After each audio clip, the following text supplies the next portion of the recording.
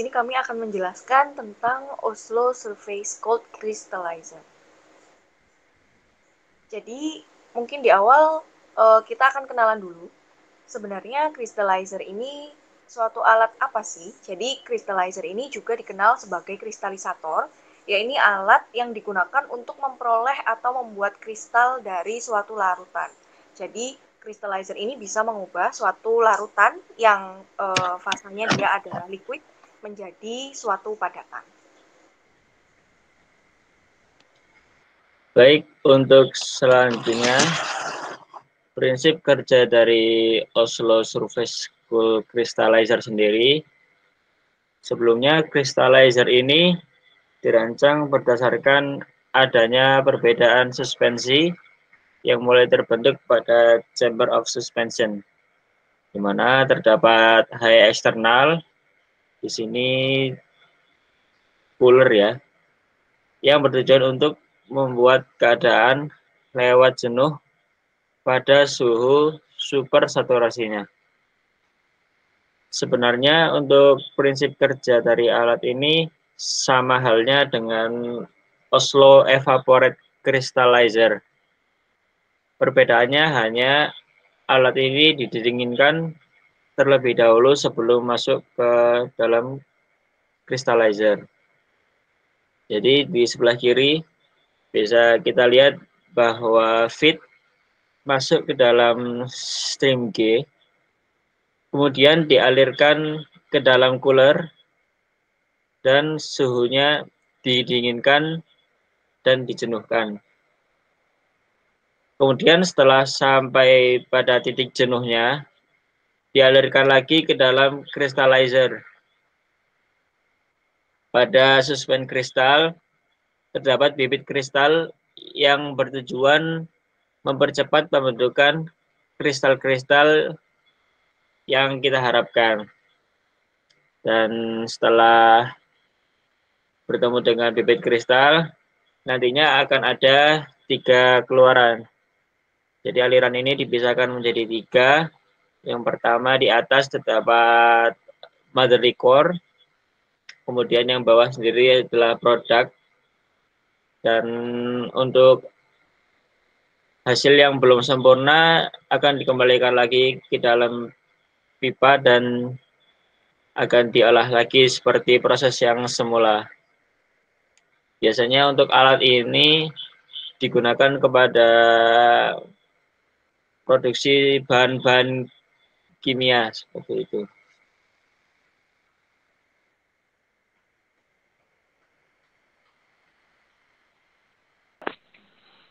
Baik, selanjutnya adalah kelebihan Oslo Surface Cold Crystallizer. Setelah dijelaskan oleh Mas Ibra tentang prinsip kerjanya, selanjutnya adalah keuntungan dari Oslo Surface Cold Crystallizer. Keuntungan yang pertama yaitu operasi yang dijalankan stabil. Untuk yang kedua, siklus operasinya itu berjalan yang lama. Untuk yang selanjutnya itu maintenance-nya itu rendah. Yang selanjutnya adalah mengurangi pembentukan kerak. Untuk keuntungan yang terakhir, dapatkan biaya operasi jauh rendah saat produksi jika dibandingkan dengan jenis-jenis crystallizer yang lainnya.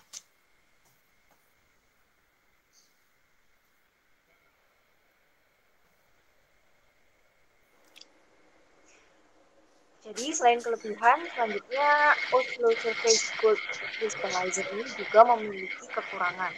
Yang pertama adalah sulitnya pengendalian ukuran kristal. Kemudian crystallizer jenis ini hanya dapat bekerja optimum pada fluida dengan low viscosity atau fluida yang memiliki kekentalan yang rendah. Kemudian memerlukan energi dan panas yang cukup besar dalam operasinya.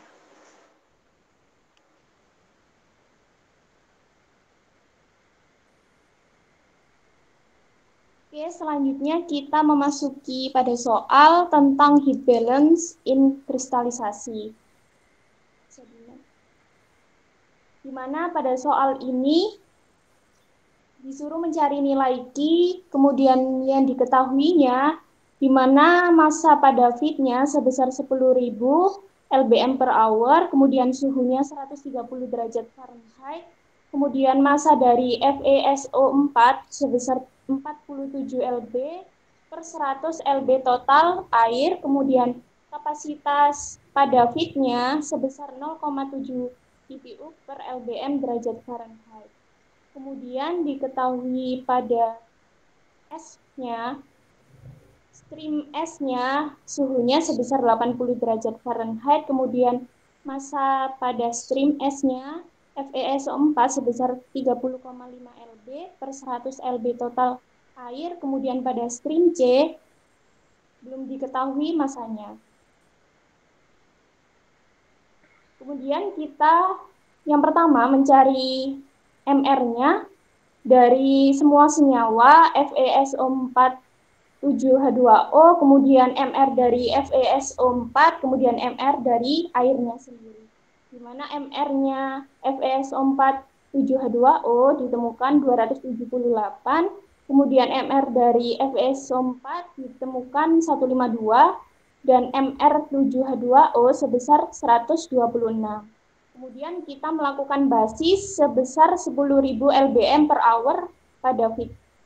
Untuk total balance-nya yaitu masuk sama dengan yang keluar, di mana yang masuk sebesar 10.000 lbm per hour, kemudian sama dengan S plus C. Kemudian kita mencari balance dari FeSO4, di mana rumusnya massa feed dikali dengan massa FeSO4 pada feed dibagi massa total dari feednya, kemudian sama dengan S dikali massa dari FeSO4 dibagi massa totalnya, dijumlah pada stream C MR FeSO4 dibagi MR FeSO4 7H2O. Kemudian dilakukan solver untuk mencari nilai massa dari stream C dan stream S. Didapatkan pada stream S sebesar 7.236 lbm FeSO4 7H2O kristal, dan massa pada stream C didapatkan sebesar 2.755 lbm solution. Kemudian untuk nilai datum dari soal diketahui sebesar 80 derajat Fahrenheit. Kemudian kita mencari heat dari solutionnya, di mana di sini kita melakukan konversi saja, di mana heat solutionnya sebesar min 4,4 kilokalori dibagi per gram mol dikali 1000 kalori per kilokalori dikali 1 gram mol dibagi 278 gram, kemudian dikali 453,6 gram per 1 lbm-nya. Kemudian dikali 1 BTU itu sama dengan 252,16 kalori. Didapatkan heat dari solutionnya min 28,47 BTU per LBM FeSO4 7H2O kristal. Kemudian kita mencari entalpi dari feednya dengan rumus H sama dengan MCP delta T, di mana masanya sudah diketahui pada soal 10.000 lbm per hour, kemudian CP-nya sudah diketahui di soal juga 0,7 BTU per lbm derajat Fahrenheit, dan juga sudah diketahui di soal pada suhu feednya sebesar 130 derajat Fahrenheit dikurangi 80 derajat Fahrenheit, kemudian didapatkan nilai entalpinya sebesar 350.000 BTU. Kemudian selanjutnya kita mencari heat pada kristalisasi. Di sini kita melakukan konversi di mana H2 sama dengan heat dari solusi larutannya dikali massa pada stream C. Kemudian didapatkan nilai heatnya sebesar negatif 78.435 BTU. Yang terakhir, kita mencari nilai Q di sini menggunakan persamaan equation 12.11 strip 4, di mana rumusnya Q sama dengan H2 plus HV dikurangi H1. Di sini nilai HV-nya tidak ada karena vapor dari waternya itu tidak ada dari stream.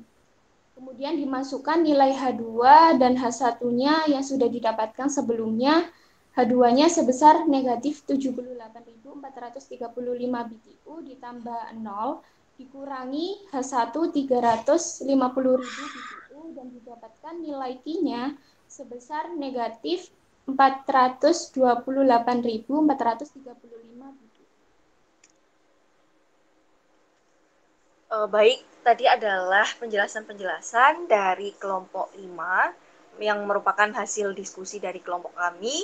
Mungkin cukup sampai di sini saja kami bisa menyampaikan. Apabila ada kurang lebihnya, mohon maaf. Kami ucapkan pamit. Wassalamualaikum warahmatullahi wabarakatuh.